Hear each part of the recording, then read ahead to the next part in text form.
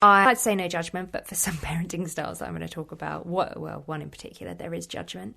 But I don't know, I've done since becoming a parent 4 years ago, I have done lots of soul searching and lots of trial and error and lots of trying to live up to Instagram kind of parenting ideals, swinging between a sort of perfect mummy and a scummy mummy and not really feeling like I fit in anywhere.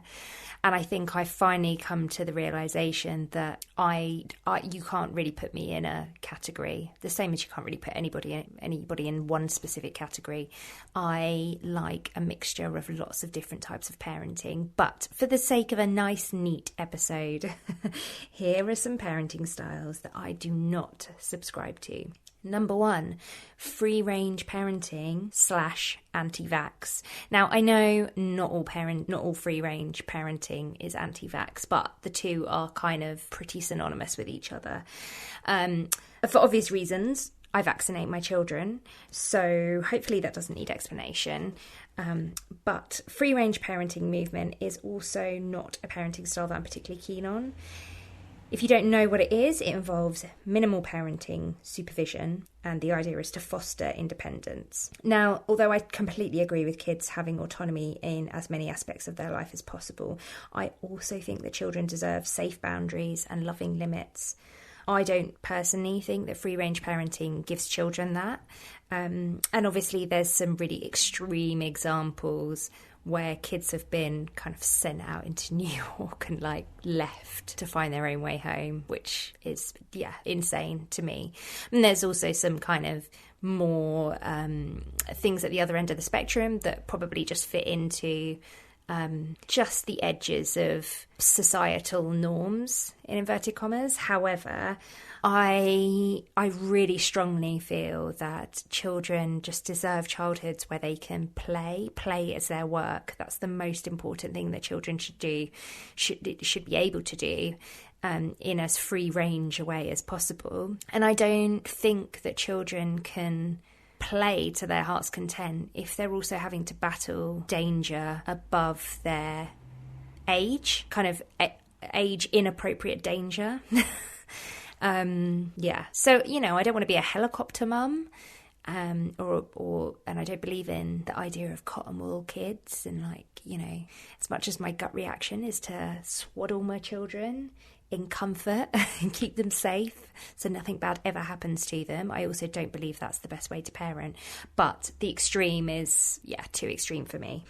Okay, this one's probably going to be a bit controversial, but peaceful, calm, respectful, wry parenting styles. I've lumped them all in together, which isn't very respectful, but I'm hoping that you take it in the spirit that it's intended.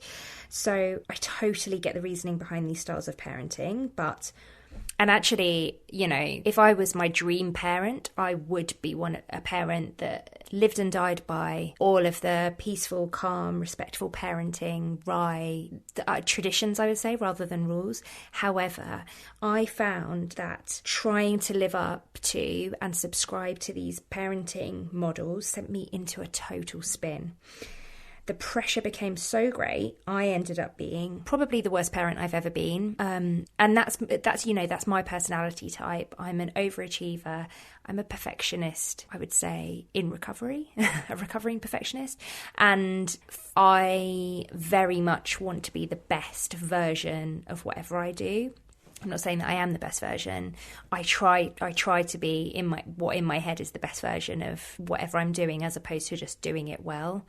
And so I really struggled because, I sleep trained both my babies. And I'm under no illusion that I've trained them to sleep or that they needed to be trained to sleep. It's completely normal for children not to sleep through the night, ever. None of us sleep through the night, technically. However, I suffer from depression and anxiety and have since I was about 15. And I also, with my second baby, suffered from postnatal depression. And it was severe postnatal depression. And so one of my big triggers is sleep deprivation.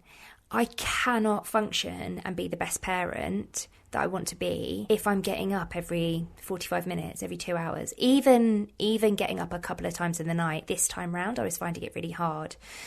And so, I still do get up in the night for night feeds, but most of the time, my littlest sleeps through the night, albeit she gets up at 5 most days.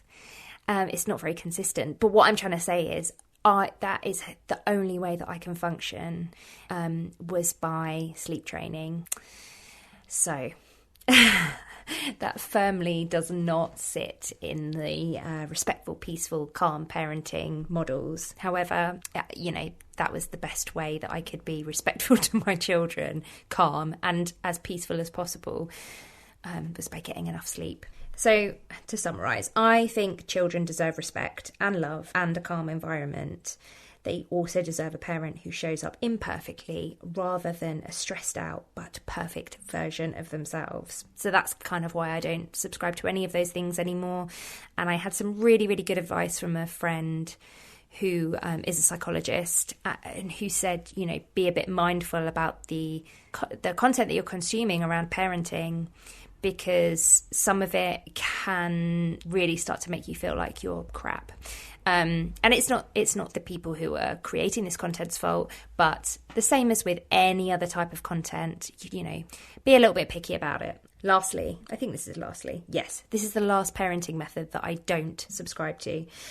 Bribery, naughty steps, rewards charts. I don't think this has a name, but no, I don't subscribe to any of that. For two kind of umbrella reasons. I don't want to train my children into convenient behaviour. And by convenient behaviour, I mean being quiet when it's convenient for them to be quiet. And, sitting down and eating when I want them to sit down and eat, and doing things in the way that is convenient to me as opposed to convenient for them. I don't want to train my children into doing that. And also, I can't be asked. I have enough on my plate without adding reward chart crafting. I can't be bothered to make a reward chart. And the admin of keeping up with it. I am not the sort of parent that will ever be able to be consistent if I have lots of different rules that I have to remember and adhere to. So, no. Also, like naughty steps, I just don't buy into I don't ever use naughty to my children. I never tell them that they're naughty or not naughty. I don't believe in all that naughty and nice, which is pretty interesting around Christmas time. So some parenting rules that I do subscribe to. And they're not really rules, but kind of parenting styles. Honesty. So I really am pretty honest with both my children, in an age-appropriate way. I show my emotions. So if I'm sad, I've cried in front of both my children. And, when Anais said, "What's wrong, Mummy?" And I said, "Oh, I'm just really sad." I'm honest in an age-appropriate way. I suppose that where it becomes a bit tricky is Father Christmas. I really haven't been honest with her about Father Christmas, mostly because I don't want her to... I think it would be difficult for me to be honest and say Father Christmas doesn't exist, and then also say, but we have to lie so that you don't ruin it for other children. It feels a bit, yeah. And so, yeah, I haven't said... We don't really talk about Father Christmas all that much. She's written a list, but again, with the naughty and nice stuff, I don't really want to reinforce the fact that some old dude, if she's good or bad, is going to give her stuff. I don't really want to reinforce that behaviour, but it's all about being age appropriate. Flexibility. This is probably a big thing that I do that I never realised I did. It was just kind of intuitive. So I sometimes say no, and I don't really worry about saying no too much. I don't say it very often. But if my eldest gives me a good reason why I should say yes, and she will sometimes come back with but what about this, or whatever, or she'll give me an idea to... She kind of negotiates, basically. If her reasoning makes sense, I'll say yes, I'll change my mind. And I'm not going to just stick to saying no for no's sake. That was something that I was brought up with, autocratic parents who said no. I think sometimes that was just their default position, was to say no. and even when it didn't make sense. So that's not the type of parent that I want to be. So the last one I would say is that my relationship with my husband and I come first. So when I say we come first, I don't mean, we get fed before the kids or whatever and they have to fend for themselves. What I mean is that protecting my relationship is more important to me, and protecting my own mental health is the most important thing. It's the way that I can be the best parent that I can be. Protecting my mental health and protecting the family unit through, my relationship. The way me and my husband work is as a team, and we can't work as a fully functioning, happy team if our relationship isn't looked after. So what that looks like, what I mean by that is that I make sure that I have quiet time every day, because I'm an introvert. I really, really struggle having 2 kids talking at me all day long. I find that really, really difficult. So quiet time, essentially, there's a time during the day where I am not available for playing, for chatting. Obviously, if they need me, but that time is for me to read, to work, to do whatever. That's really important. And both my kids see that their parents have regular time away to hang out as a couple. And sometimes that's during the daytime. So, having 2 young children, and also the, restaurants closing, pubs closing at 10, means that actually during the daytime, sometimes we get a babysitter for the daytime and do a kind of, 12 till 5 situation. That works out a little bit better for us. And I think it's really good that they see us going off and doing stuff. So I think that's probably it. I would love to hear the parenting styles that you subscribe to, the ones that you don't. Unless you're an anti-vaxxer, in which case I don't want to hear from you. I don't want to hear from you. Just go and get vaccinated and leave me alone. Hopefully see you in a few days.